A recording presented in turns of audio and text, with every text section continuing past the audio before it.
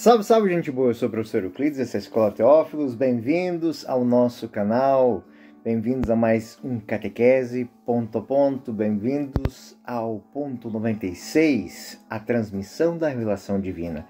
Ele faz parte da primeira parte da profissão de fé, dentro da primeira sessão do segundo capítulo, artigo 2º, a transmissão da revelação. Bom, esse ponto 96 vai nos dizer o seguinte: o que Cristo confiou aos apóstolos, estes o transmitiram pela sua pregação e por escrito, sob a inspiração do Espírito Santo e todas as gerações até a sua vinda gloriosa. Bom, qual a fundamentação real dessa argumentação?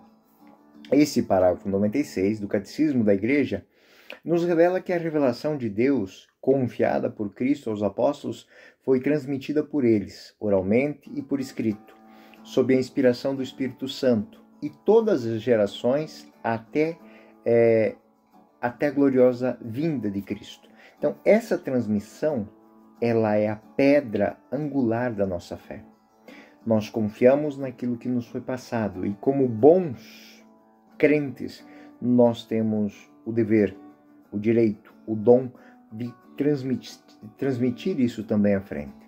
Se fundamenta a tradição, esse dom, ele se fundamenta na transmissão da tradição apostólica, e que é feita através da ação do Espírito Santo, o que garante a nós uma fidelidade e uma integridade à mensagem que nos foi revelada. Essa tradição apostólica é o elo entre Cristo e as novas gerações. E algo muito interessante e muito bonito para nós cristãos: sacerdotes, reis e profetas, é o munus que recebemos no batismo. Então, é missão de cada cristão fazer com que essa tradição que nos foi passada pelos apóstolos, nos foi deixada e guardada pela Igreja, ela seja transmitida às próximas gerações. A tradição apostólica, como disse, é o coração da transmissão da revelação. É carente, é uma corrente viva que liga a Igreja de hoje, a experiência de todos os séculos que se passaram, aos apóstolos e a Cristo. Então essa lógica ela é muito importante. Os apóstolos, eles são as testemunhas oculares da vida, da morte, da ressurreição de Jesus Cristo. Eles receberam a palavra do próprio Cristo, a missão de pregar o Evangelho a todas as nações. Se pudéssemos nos inspirar, Mateus 19:20 é um texto muito bonito para isso. A nossa missão, transmitida de geração em geração, através dos seus sucessores, os bispos, garante que essa continuidade se faça presente na Igreja e a fidelidade da mensagem de Cristo seja salvaguardada. Outro ponto muito importante tratado pelo número 96, a inspiração do Espírito Santo, que é guia e também intérprete dessa revelação. A transmissão da revelação não é apenas um relato histórico, um conto, mas é a obra do Espírito Santo que ilumina a mente dos apóstolos, dos seus sucessores, para que compreendam e transmitam a mensagem de Cristo com fidelidade, com autenticidade. O Espírito Santo, ele é o mantenedor, é a memória viva da Igreja, que mantém presentes os ensinamentos de Jesus Cristo e guia o magistério na interpretação da Sagrada Escritura e da tradição. Então, esta é uma lógica que nós não podemos nos esquecer. Ele não é apenas o intérprete, mas ele é também o inspirador. Então, a compreensão daquilo que aconteceu na história da Igreja, aquilo que vem sendo um desvelar contínuo da ação de Deus, da ação de Cristo na sua Igreja, é uma ação do Espírito Santo. Bom, como é que isso chega até nós? Nós já estudamos isso em outros pontos. A pregação, os escritos, são formas complementares dessa transmissão. Por quê? Porque a ponte é, de fato, o testemunho dos apóstolos. Então, a transmissão da revelação se dá de duas formas complementares: a pregação oral e os escritos. A pregação oral, que é a pregação dos primeiros apóstolos, a pregação, a interpretação do que está acontecendo, do que estava acontecendo na igreja, do que aconteceu com Cristo, de como essa igreja foi passando pelos judeus, entrou em terras de pagãos e chega aos nossos dias. Isso foi feito através da pregação, mas também dos textos que nos foram deixados de forma escrita. A pregação oral é a primeira forma de transmissão que permitiu que a mensagem de Cristo chegasse a todos os povos, mesmo antes da redação dos evangelhos. Os escritos, sob a inspiração do Espírito Santo, fixaram a mensagem de Cristo de forma perene, garantindo a autenticidade, a integridade ao longo dos séculos. Então, de tudo aquilo que foi experienciado pelos apóstolos, de tudo aquilo que foi vivido nos Atos, nas primeiras comunidades, que está presente no epistolário, que está presente nos livros do Novo Testamento e que fazem parte da tradição da igreja, o Antigo Testamento, foram condensados na Sagrada Escritura.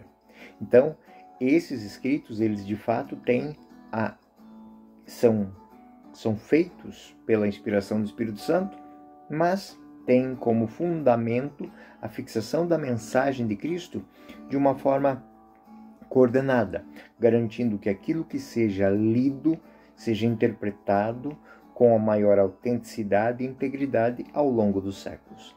Qual a missão da igreja diante dessa realidade? Bom, ela é guardiã e também intérprete da revelação. A igreja, como um corpo de Cristo, é a continuadora da missão, tem a responsabilidade de guardar, de transmitir, de interpretar a revelação divina. O magistério da igreja é composto pelo Papa, pelos bispos, em comunhão com ele, exerce essa missão, a autoridade de Cristo, garantindo a unidade da fé e a fidelidade da mensagem revelada. Então, todas as ações dos teólogos nos primeiros séculos, muitos desvios aconteceram, mas foi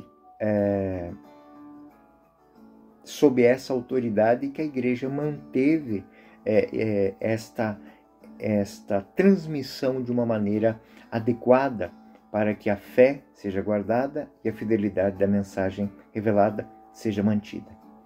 Bom, quando olhamos para este tema que nos é apresentado pelo ponto 96, à luz da filosofia, da teologia da igreja, algumas palavras são muito importantes. Santo Agostinho, por exemplo, é um testemunho dele: eu não acreditava no Evangelho se não me movesse a isso a autoridade da Igreja Católica. Então, Santo Agostinho é um daqueles que diz assim: se não fosse a autoridade da Igreja, ele não acreditaria nos Evangelhos, né? Então, é uma maneira de dizer que, palavras por palavras, muitos. Agora, a história que está por detrás, o testemunho que está por detrás. E testemunho aqui eu não falo de palavras, eu falo de atitudes. Atitudes que muitas vezes fazem com que as pessoas pensem: poxa, essas pessoas dão a vida por isso, essas pessoas elas assumem isso para as suas vidas com um grau de autenticidade que só me leva a crer que elas de fato são tocadas, são movidas por algo muito maior do que a sua leitura. Santo Tomás de Aquino também vai falar na Suma Teológica: a doutrina de Cristo é uma doutrina de fé que nos foi revelada por Deus. Ora, a fé é um ato da inteligência movida pela vontade de Deus. Estas palavras dos teólogos, elas nos ajudam a compreender que não é apenas palavras, mas é tudo aquilo que constitui essa estrutura que fez com que a Sagrada Escritura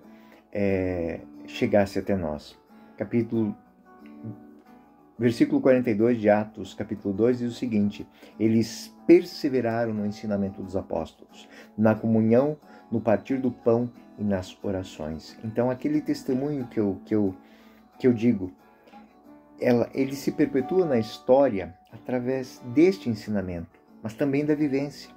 2 Timóteo, capítulo 1, 13 e 14.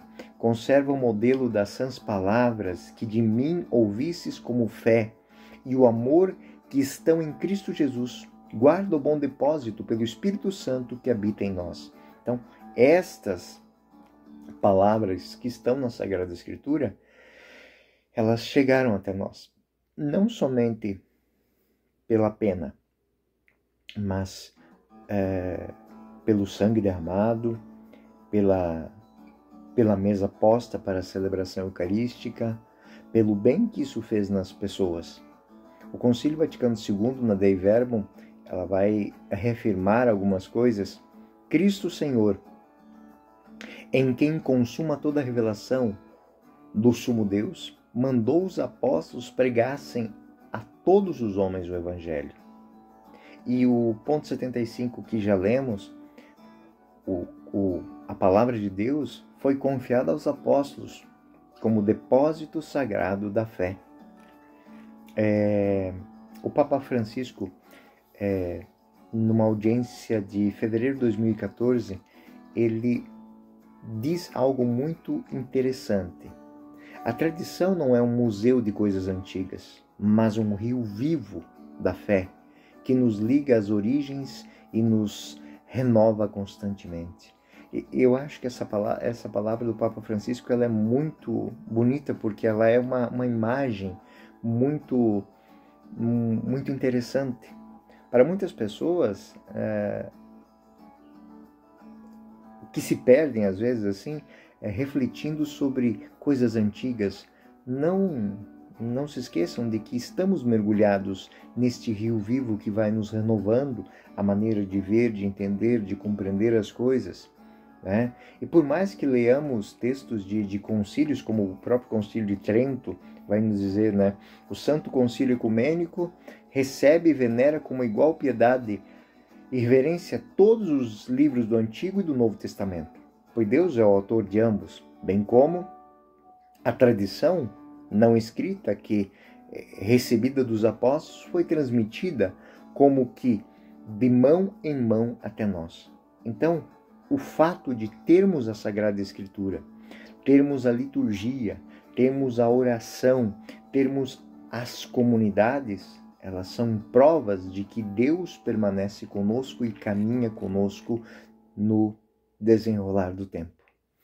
Esta é a lógica por detrás da transmissão da revelação divina que nos fala o ponto número 96. Bom, eu sou o professor Euclides, essa é a Escola Teófilos e este foi mais um Catequese Ponto a Ponto. Fiquem com Deus, até o próximo ponto.